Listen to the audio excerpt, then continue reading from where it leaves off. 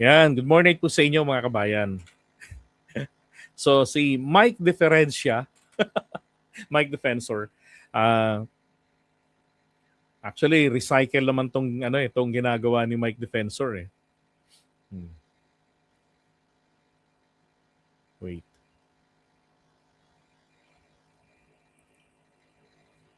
Okay, here we go. Ayan, so ay, pangit. Alisin ko na nga. Okay, so magandang araw sa inyo. Hindi ba si Mike Defensor na nakaraan sumabit, 'di ba? Parang biglang kinarma sa mga paninira niya sa Pangulo na kunwari wala siyang ibang masamang hangarin, tumutulong lamang, ganito, kusang nilapitan. And then later on, sa kanya nanggaling, talagang mulat sa pool pa lamang tumutulong na siya kina Gutesa et al. Diba? And then, mukhang siya pa nga yung nagtatago doon sa mga 18 former soldiers. So, ayaw na nila ng ex-Marines kasi peki naman. Hindi naman totoong mga Marines lahat.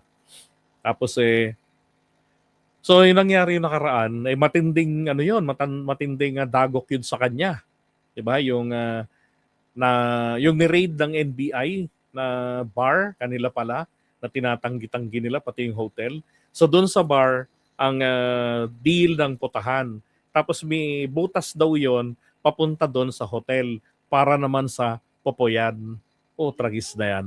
Ayos din naman talaga. And then eto nga si IM Dizon ay kinukumpirma na kina Mike Defensor ngayon. Kasi sabi niya, ginagawa pa lamang yan, ako ang nagsusupply sa inyo ng mga kitchen materials ninyo.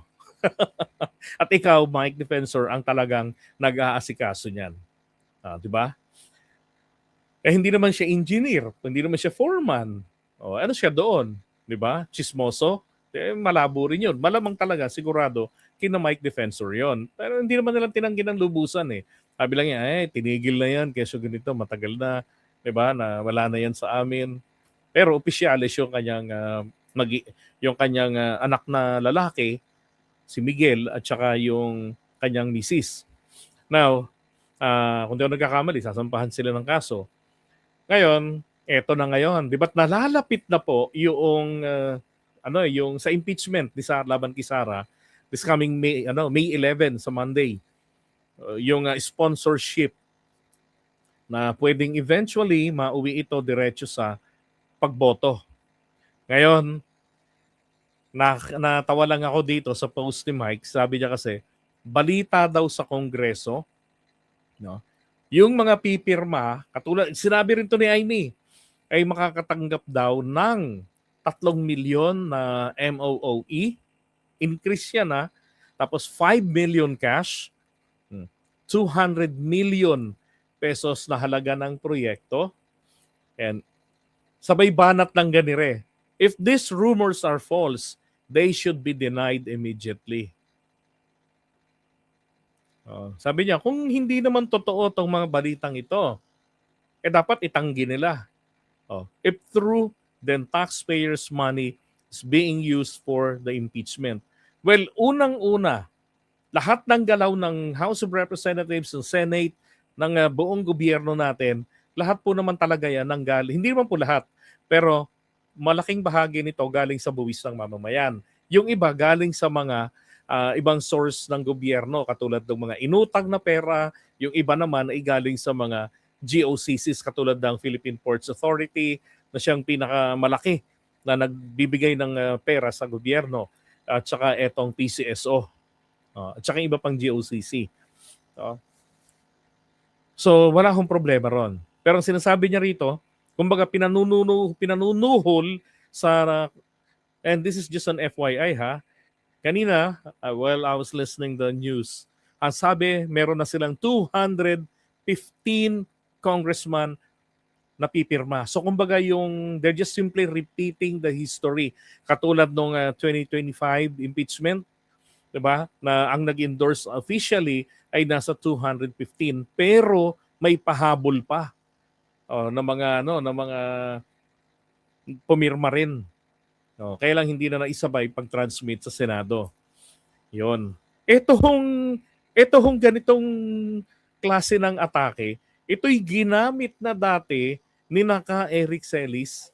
Kung inyo hong maaalala, panahon ni Speaker Martin Romualdez yun. Na si Speaker, merong ganitong travel expenses, yung allowance niya, yung may mga ganito, nakalimutan ko lang yung figures eh. Parang 2 billion, yung mga ganun. Pero ang nagastos pa lamang ni Martin base ron sa report ng Kongreso ay nasa 100,000 pa lamang.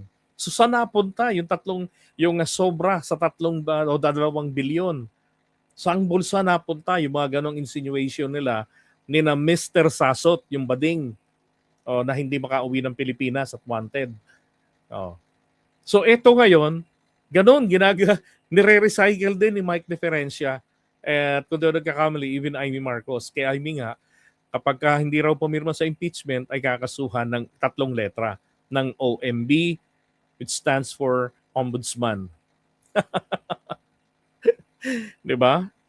Ay, nako. Sabi nga, kahit anong delay pang gawin mga Duterte, nga, tama po kayo.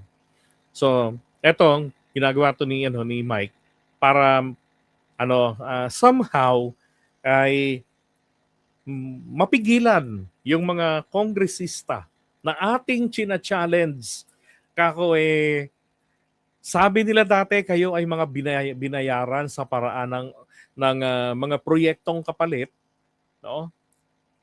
Na naka 4 later release na in-FLR ni PBBM dahil pinagdududahan niya na sangkot sa korupsyon yung mga proyekto na yon na produkto ng insertion yung budget ng 2024. 'Di ba?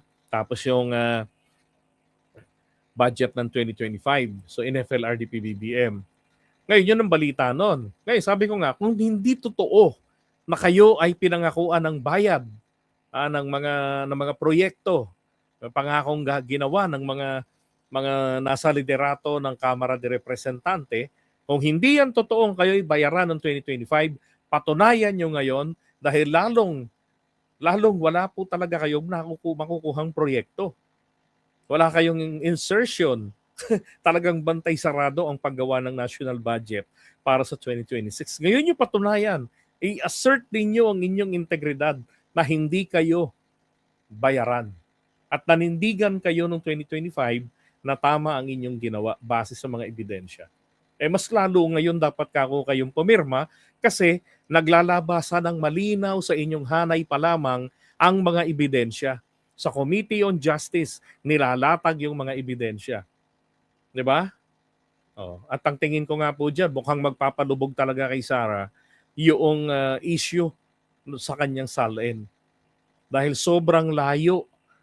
Pagka yung inflow, yung withdrawals, again, hindi po kabilang dun yung mga sahod ha, kasi may paper trail yun eh. Yun mga deposit sa kanya, yun ang inflows, tapos etong outflow which is withdrawals, 'di ba? Ang laki pa rin. Sabi nga ng asawa niya, dapat hindi yan ganyan. Bawasan daw ng 2 billion kasi nadagdagan. Di ba? Mga kalokohan nila. And besides, nagkaroon man ng bank error noong 2017, yung AMLAC report ngayon ay produkto po ng corrected. Okay? Nagkaroon ng error noon, pero na-fix na ng BPI yan. And besides, hindi lang naman po BPI ang bangko na nakapaloob doon sa report ng SALN. Maaaring ibang mga bangko, mga bank accounts nila. Di ba malalaman yan, makikita kapag nagkaroon na nakalkal talaga yan furtherly. Ay nako. Kaya ganun na lamang kadesperado sila. And again, si Mike Defensor, dati naman ang tatak niya yung fake news. Di ba? Panahon pa ni Gloria. At ngayon, panahon ni Digong, tinira din naman nila yung ABS-CBN eh. Kaya lang ang kaibahan ngayon, wala na siyang kasamang Boying Rimulya. Diba? Ay, nako, Mike Defensor. Malaki ring atraso dito kay Laping Lacson, yung Ador Mawanay, at saka yung isa pang witness na ginamit nila noon laban sa kanya.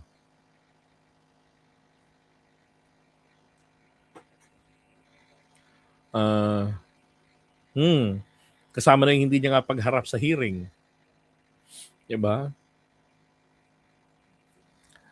Ricken, magandang araw rin po dyan sa inyo sa London. Roger Recato. Yan. Good day, mate. And then kay Loes Whaling ng Utrecht, the Netherlands. I'm sorry if I mispronounce your name and the city. If it's a city, ha? Sorry. Pero good morning po sa inyo, madam.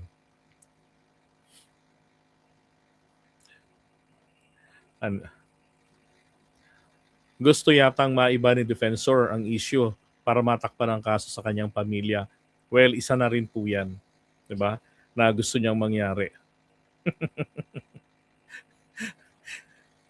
Kasi dati naging mainit na issue yan nung unang lumabas yung MOOE. Meron pa silang banat na hashtag, hindi mo pera yan.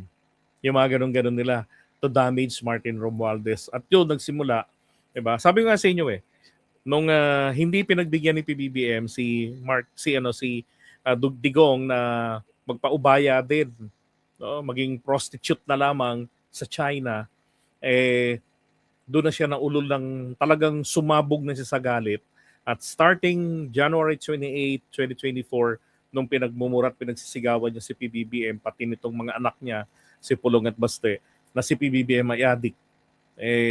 Tuloy-tuloy na yung mga tirada nila ng paninira. At yan na nga. Kung ano-ano mga banat nila kay Martin. Wala naman nangyari, di ba? Mga lang silang tanga ron.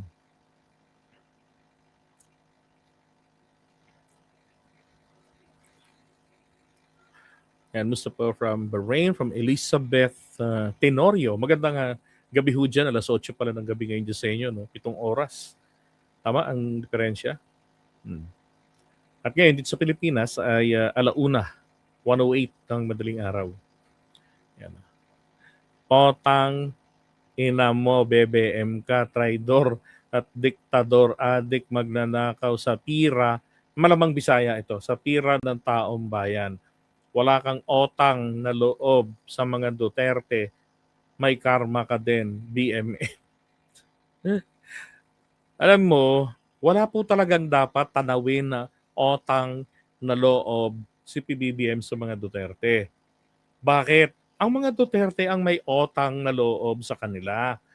Kasi hindi ho magiging presidente si Duterte noong 2016 kung hindi nyo po nalalaman ang ranking niya sa mga surveys, sa kangkungan po pinupulot yan. Sa 6 na naglalaban, nandun siya sa pang-6. Ganon si Duterte noon sa survey. Tapos, hanggang sa nung mga siguro 1 buwan bago ang eleksyon, na-endorso na siya matapos ang dalawang pabalik-balik yung pagpunta ng Ilocos Norte sa mga Marcoses para makakuha ng endorso. Kasi target yung 10 milyong boto ni PBBM nung nakaraang kumandidatong pagka-senador noong 2010.